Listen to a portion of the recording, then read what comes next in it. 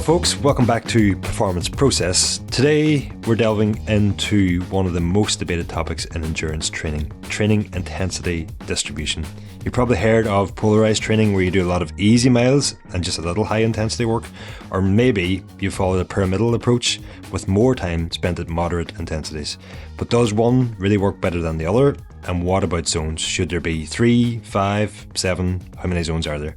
To help us make sense of all this, I am joined today by Jem Arnold. Jem is a PhD candidate in exercise physiology at the University of British Columbia. He is also a physiotherapist and an endurance coach focusing on optimizing endurance training. He is well qualified for this podcast. I could be here a while. His research work includes studies on metabolic testing, athletic profiling, and endurance training prescription. Jem has conducted significant research on flow limitations in iliac arteries, a condition affecting endurance athletes where blood flow is restricted due to a compression or kinking of the iliac arteries during exercise, and a topic we are for sure going to have him back on the podcast to discuss at another time. But Jem joins us today to discuss a recent systematic review and meta-analysis on training intensity distribution research that he worked on and co-authored. The review, which is named "Which Training Intensity Distribution Intervention Will Produce the Greatest Improvements in Maximal Oxygen Uptake and Time Trial Performance in Endurance Athletes," a systematic review and a network meta-analysis of individual participant data. This pulled together over 20 years of research analysing individuals' training data from over 350 endurance athletes to determine which training model leads to the biggest gains in VO2 max and time trial performance. The findings, well, they might leave advocates for both polarized and pyramidal scratching their head a little bit. In this episode, we'll break all that down, and this intro is getting very long. So at this point, I'm just going to say, let's get into it. And Jem, welcome to the podcast. Thank you, Ronan. Yeah, the longest part of that introduction is just the title of the paper. It's a massive string of words because there's just so much going on in it. So thank you. I appreciate the invite to be on, and yeah, looking forward to chatting. What I didn't mention there is that you're also an Escape Collective member, and you can be frequently found hanging out in the Performance Process channel on our Escape Collective members Discord. Yeah. We were just saying I'm one of those nerds on your growing list of nerds on that Discord forum of just, I don't know. I like the conversation there has been great. I've been really happy to be a member since you guys started, I guess, and then listening to the podcast before that. So nice to be able to kind of chat to you and have you respond when I talk to myself. So it's great. Yeah. Well, you're definitely a guest we've had on the list to have on this podcast since the very first episode. I think your name was mentioned by Johnny Whale in that first episode. Right. And I've been quite daunted, let's say, in terms of getting you on and which topic we're going to talk about, because there's so many different ways we could go, and a lot of it is above my head. But when I seen this research or this analysis pop up, I thought, well, that there is the perfect starting point. I guess before we delve into the findings, what was the motivation behind this meta-analysis? It's kind of a long process. We were just saying, I think it was since early 2023 that we've been sending drafts back and forth and just kind of gathering the data and everything. And obviously we'll get into it, but it's a massive project with a lot of people behind it. The motivation was really to investigate this question of training intensity distribution models, so polarized, pyramidal, all of these different models, with kind of the most comprehensive, the most kind of rigorous investigation of the data available. So we'll get into this, but we have essentially, I don't want to say all of the data, but we have, individual participant data from the last 20 years of research on this question. And the motivation was really to pull all of the data together, but maybe even more importantly, to pull all of the experts together on this question, right? Steven Seiler, Oyvind Sandbach, and a lot of other experts who've been investigating themselves for years, and they've contributed to this project. So it was part of the motivation was almost just a model of, this is how we can get sports scientists in the same room working on the same project and sharing data, which is not very common yet in our field. And then again, analyze those data the most rigorously as we can. So that was the overarching motivation. And then of course, the specific question you were asking, we'll get into that and the answers that we found. Yeah, some of the names on this paper are just, there's a lot of names and there's a lot of big names. Yeah. And I was saying before, I was just a cog in the machine of this. I was one of the like Dr. Michael Rosenblatt, he's the lead author. And it was really his project of getting all of these people together and getting the data and then analyzing the data. And his expertise is in, I would say, kind of training data analysis, specifically like training meta-analysis. So he's done a bunch of other work on this topic, looking at time trial performance and VO2 max outcomes. So I'm sure I've sent you some of the previous work before to look at, because it's super relevant for us who are interested in, not just physiology and fitness, but in actual performance outcomes as well. Maybe before we do delve in any further, can you maybe briefly explain what is a network meta-analysis and what's so powerful about that? Yeah, so that's part of the title, right? There's a few different components here. So maybe just first, like a meta-analysis is basically an analysis of previous studies. So we're not analyzing, groups of participants directly. We're taking previous studies, experimental studies, which have analyzed groups of individual, and we're pooling all of those different studies and all of those different study groups together. A network meta-analysis basically means for this kind of question where we're not comparing, or where we are comparing multiple interventions. So again, we'll talk about what is polarized, what is pyramidal.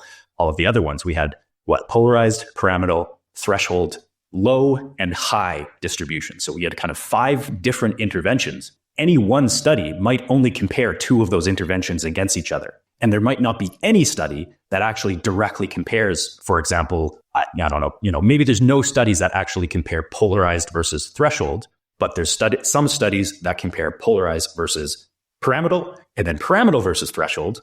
And so by pooling all of these together in a network meta-analysis, we can basically say, well, if A is greater than B and B is greater than C, then we expect A will be greater than C. So it kind of gives us more power to make claims or draw inferences about multiple different interventions. Does that mean you have to be quite strict on which studies you would have accepted? And Yeah, exactly. Like the inclusion criteria and exclusion criteria of a meta-analysis are almost the most important part.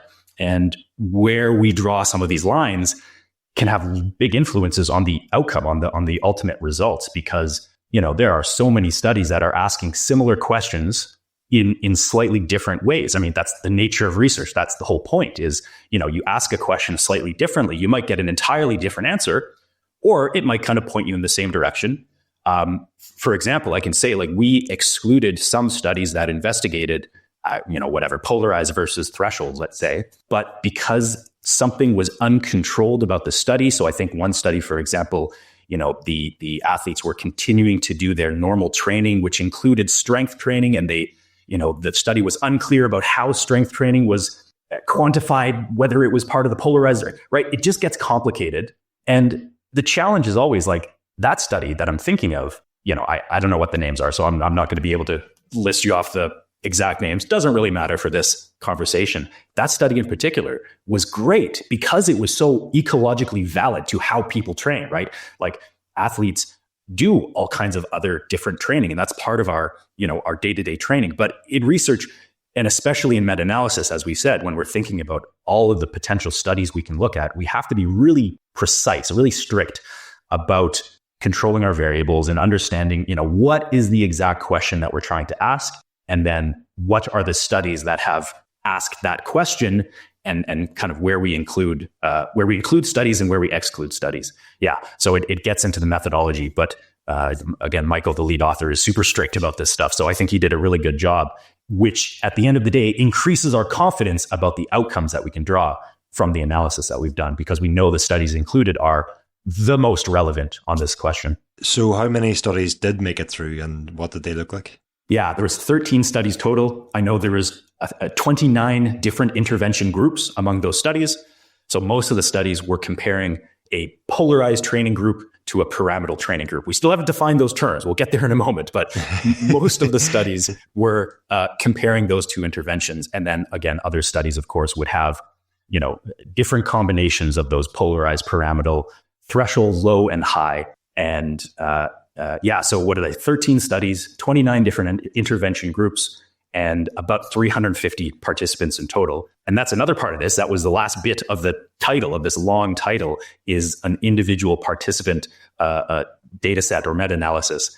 which means we're not just looking at study outcomes like group means and standard deviations or whatever.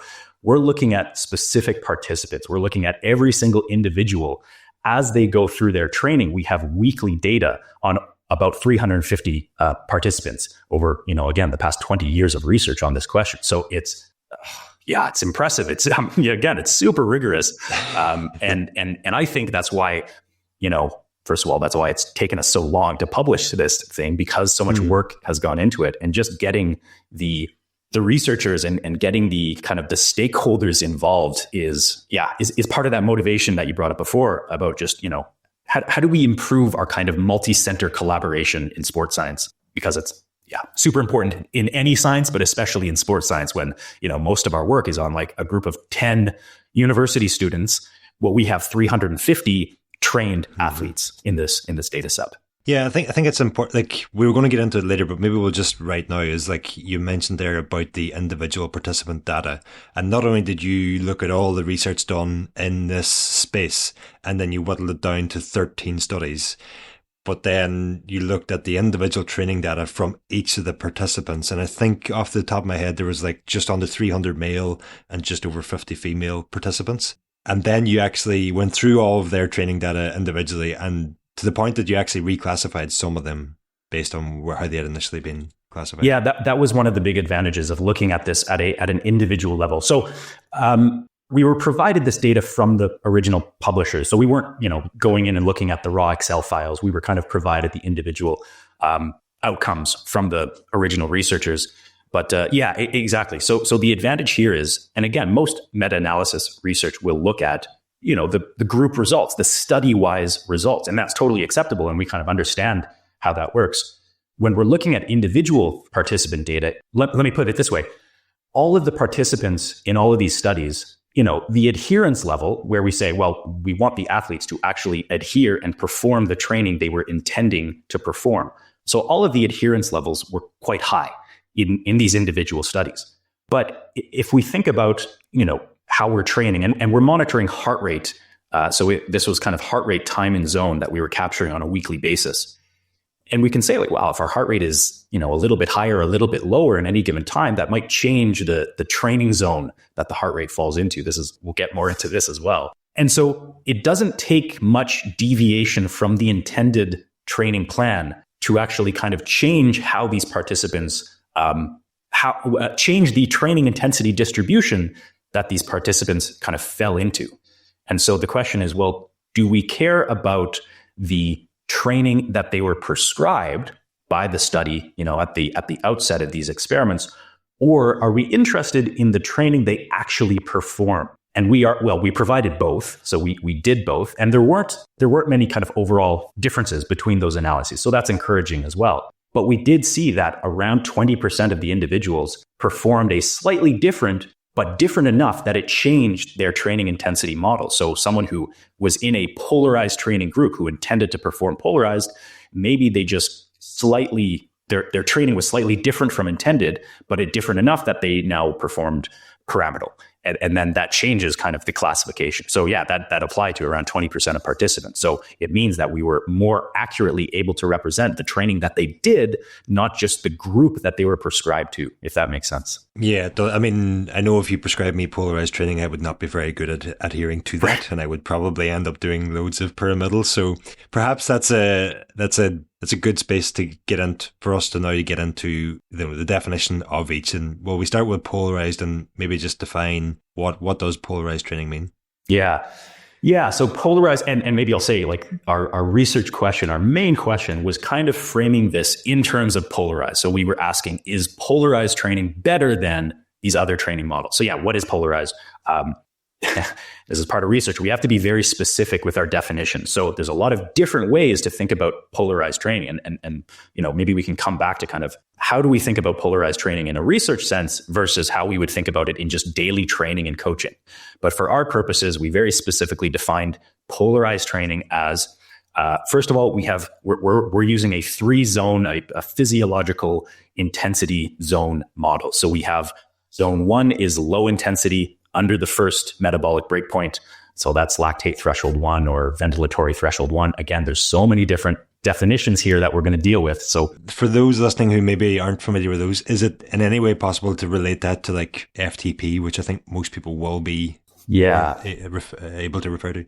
Yeah, exactly. So in physiology, we usually think about two different thresholds. We have a lower threshold and a higher threshold, and FTP is kind of our second threshold, our higher threshold. So FTP, functional threshold power, critical power, maximal lactate steady state. There's all kinds of different terms. Or lactate threshold 2, ventilatory threshold 2. So if we think about lactate thresholds, that might be maybe common. I don't know, maybe not common, but there's a lot of talk about lactate thresholds these days. And there's two of them. There's threshold 1 and threshold 2. And so if we have two thresholds, that kind of separates our intensity into three zones. We have under the first threshold, between threshold 1, threshold 2, and then above threshold 2.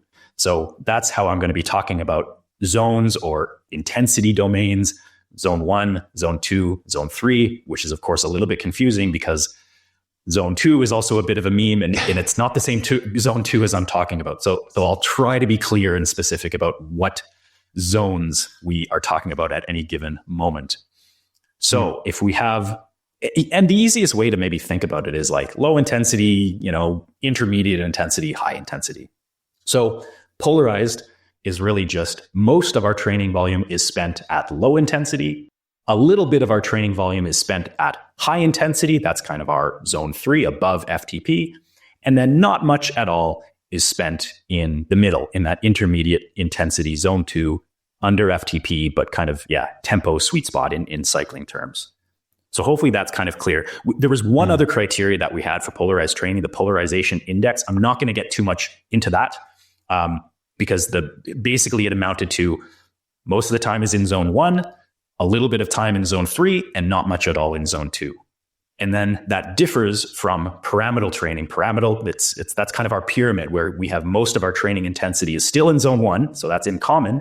But then we have the second most in zone 2 at intermediate intensity, and the highest point of the pyramid is at zone 3. And most of the participants performed either of those two. So we'll probably talk mostly about polarized and pyramidal. Then we had threshold, which just most of the training volume is zone 2. So again, that's kind of sweet spot tempo threshold training. Low intensity was exclusively in zone 1 at low intensity. High intensity was predominantly in zone 3 in high intensity. And those were our 5 models. So it's a lot to keep track of, but hopefully we've got it. I think most people will be familiar with like a 5-zone model or a 7-zone model from like most training plans that our coaches will prescribe in that way. Is there a reason why researchers prefer the 3-zone models? Yeah, I would say so. In research, we usually call them intensity domains. I'm not going to get too much into those names, but just, put that aside. We have different terms for it.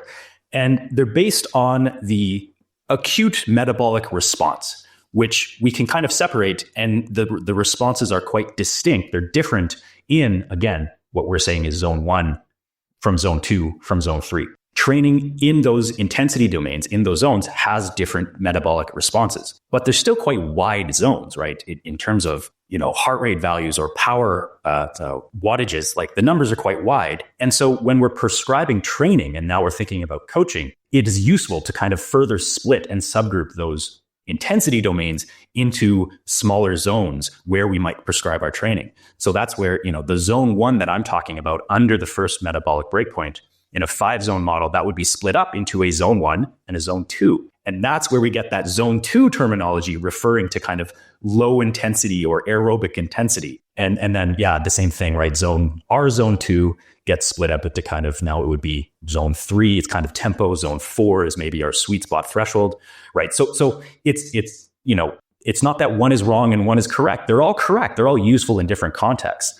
And we can talk about the other systems. I think, there's 7-zone and 9 zones or 9 eye levels. There's all kinds of different ways to kind of further and further subcategorize these broad general metabolic responses. But for our purposes in research and physiology, we usually think there's actually 4 intensity domains, but we'll put that aside. But we usually think about, the major differences in metabolic responses and these kind of acute metabolic responses. So, hopefully that makes sense. So metabolic response between between different zones in a 7-zone model, let's say, might be pretty much the same, but the duration and the intensity that you would prescribe training, at the top end of the zone versus the bottom end might be different. So that's why we subdivide it. Mm-hmm. Yeah, I think I wanted to ask that just, for anybody who's listening who isn't familiar with 3-zone model, or, even for those who are, it can be confusing. And I think if we take from the 5-zone model, if we take the names out of it, or if we take the zonal names out of it and just refer to them as active recovery and endurance fit into your zone 1s. Exactly. Tempo and threshold will fit into your zone 2.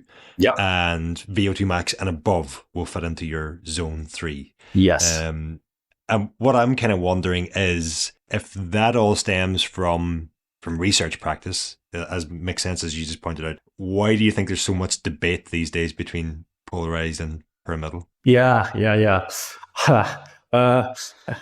Bit of a loaded question there. No, totally. I'm thinking, how do I diplomatically answer that?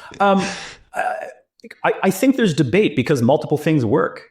There's debate because people experience success following these different models. And so there's, as one of the big researchers in sports science, Dr. Michael Joyner and others before him, I think he's just repeating the quote. There are many roads to Tokyo, which referred to the 1960, whatever it was, Tokyo Olympics, and then was brought back with the recent Tokyo Olympics. There are many roads to Tokyo. There are many roads to success in sports science. And so different people will follow different training plans and achieve success. And so the debate comes from, maybe to be less charitable now, the debate comes when people have kind of only seen or only experienced success in their particular model. And so think that's the only thing that can work. But of course, many different things can work because we all have different training goals. We all have different priorities. We all have different contexts, and our performance demands will be different. So I think the debate is just maybe a limited ability to kind of empathize and understand that there are other people out there who will achieve success following a different program than I will myself. Right? Lots of different ways to Tokyo. I've always wondered if the two reasons I always wondered if people are like sort of very defensive of their chosen route is that, first of all, for the pros, the polarized method is typically what they do most because they just have so much time to train. And if they filled all that time with more intense workouts, then that's probably a shortcut to burnout. And then secondly, I've wondered if just, whatever you enjoy doing most, you're probably most likely to do, and so get better response from. I don't know if you thought the same. Yeah, that's huge. Yeah, absolutely. I mean, even I probably agree that cyclists, professional cyclists, most of their training will be more polarized, let's say, just because of the training volume. But maybe that's not true for running, these days, for example. Right? Mm-hmm. Yeah. More torque and low cadence training, and is adding kind of that intermediate intensity. So totally, again, even within sport, there are kind of broad generalizations. And there's quite a lot of good research that has come out recently, which does show, certain sports train more polarized, certain sports train more threshold or pyramidal. Again, those are entirely different contexts. I think I'd be pretty comfortable saying there's a general kind of almost a physical necessity that the more training volume we do, not the less intensity, but relatively speaking, the less intensity that we can absorb, because there's this kind of, there are physical limits to how much fatigue and how much training stress and non-training stress that we can absorb and then adapt to in a positive way. And so the professionals who are able to accumulate that much training volume, there's almost a necessary requirement that they can't spend 90% of that. If you're training 25 hours a week, you're not spending 90% of that at high intensity. You can't. Well, it's all relative, isn't it? If you're training 25, 30 hours a week and you're doing, even if you're doing 20% at high intensity, it's still more training than most people do in a normal week when you're holding down a job and exactly stuff like that. That's a good point. Maybe just to comment on that, because that 80-20, this is part of the polarized training hype cycle over the past 10 years or so. And I think, I don't want to put words in anyone's mouth, but I think Professor Stephen Seiler, who again was on this paper with us and really kind of popularized polarized training, and the 80-20 model, where 80% of the training is low intensity or easy, let's say, and 20% of the training is high intensity, hard. That came out of like a session intent model. So we're not talking about 20% of our duration, right, is at high intensity. Because again, the more duration we spend, the harder that is to achieve. If I'm only training 5 hours a week, then maybe 20% of my 5 hours is at high intensity, just with different intervals or racing that I'm doing. But if I'm training 25 hours a week, it doesn't scale. So it's really kind of thinking about the session. Is the session a hard session? That falls into the 20%. Is a session an easy session? Right, that falls into the 80%. This is really, again, when I'm talking about polarized training with coaches and with athletes, this is how I think about it. It's really more hard is hard and easy is easy. And many different sessions can be hard. It doesn't, hard doesn't necessarily mean even in that high intensity VO2 max domain. A threshold session can be a hard session. If I'm only training 2 hours, or my typical training sessions are only 2 hours, and then I go out and do a 5-hour epic weekend ride, that's a hard session, even though it might be at low intensity. And we need recovery from that in order to absorb, recover and absorb and adapt to it. So this is where kind of we start to get a bit hand wavy with our definitions in coaching, whereas in research we have to be a lot more precise defining our terms. If I had to kind of sum up what I think the main misunderstandings are, it's maybe just over-interpreting or being too precise. And I'm thinking again now in a real life coaching environment for an athlete who's listening to this, for a coach who's working with athletes in the field. We can't be over precise with kind of interpreting all of these different models because there's so much overlap, and there's so much overlap and confusion and different terms and the same term meaning different things. That's because this all represents just the real variability in biology, in sport performance. And so the thing that matters most is whenever we're having a conversation with someone, whether it's coach and athlete or coach to coach, whoever, or researcher to coach, we just have to make sure we're talking about the same things and we kind of understand whatever terms that we're using in with common ground. So yeah, the main misinterpretations I think come from a place of different understanding and not quite meeting in the middle with terminology and with, the intent behind the terminology that we're using. Well, with so many different thresholds, it would be surprising if there wasn't some confusion. Okay, folks, that's where we're cutting off the free version of this podcast this week. Just a reminder, if you head over to escapecollective.com/member, you can sign up now and you can get the entire podcast uninterrupted. You'll not have me butting in to cut you off or to remind you that you're not yet a member. And in doing so, you will be helping to ensure this podcast continues for many more episodes and months and years to come. So head over escapecollective.com/member now to sign up to Escape Collective and to get the entire episode of Performance Process along with all of the other podcasts and written content that we publish on our website.